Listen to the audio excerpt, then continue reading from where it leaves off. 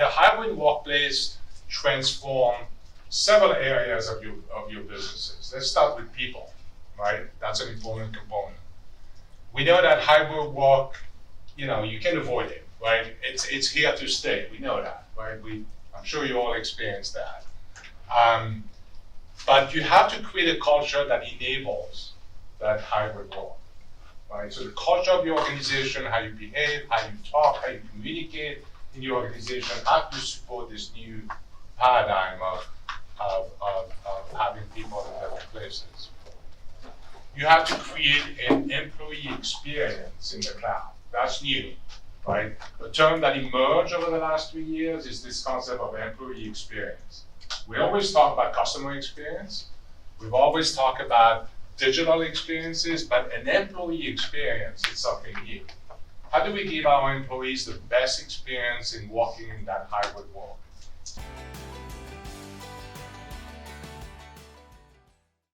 If you have not done so, and we've seen a dramatic shift to the cloud over the last 2 years, right?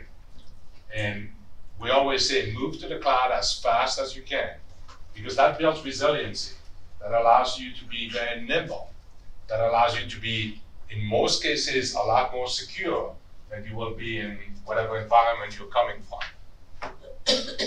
You have to think about digitalization of every business process from operation to sales.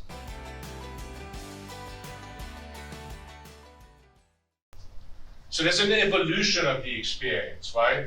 We've seen many clients pre-pandemic, that employee, paper, and clients, right? And things were moving along, right? And they started using email to email things, right? And we've seen that for a while. And technology came to play, right? How are we gonna connect employee and clients and move information as well? So we started putting technology in place, but still relying on some manual processes, right? I have this great example of this company that reached out to us in April of 2020 and say, everybody's at home. We used to process all our invoice on paper, right? How are we gonna do it now, right? Nobody's going to the office. Remember in April 2020, nobody was going to an office then, right? And how do we make now this paper process? They had a technology system to process them, but there was still a lot of manual process here.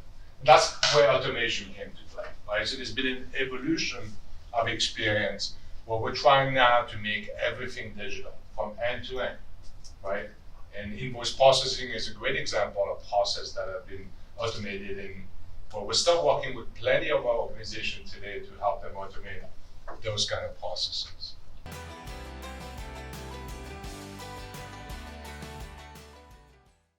Security, and specifically when we talk about government contracting, is paramount, right? We have to think about security in the office, we have to think about security at home, and then across everything in between, right? And this concept that emerged over the last 5 years of zero trust. Zero trust means we don't trust anything. You start at zero, and then you build up from there, right? Most companies start on the bottom and say, you know what, you have access. Then I'm starting restricting you, right? Zero trust say, you have access to nothing. And then we're gonna add on to it as well, right? So that's a big paradigm shift in terms of managing access to systems.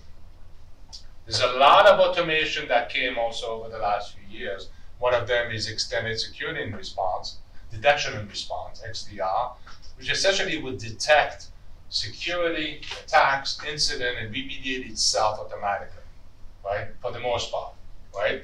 And I think that if you don't have things like that, you're still relying on human to protect you, right? So now technology comes to play and help you build a zero trust environment.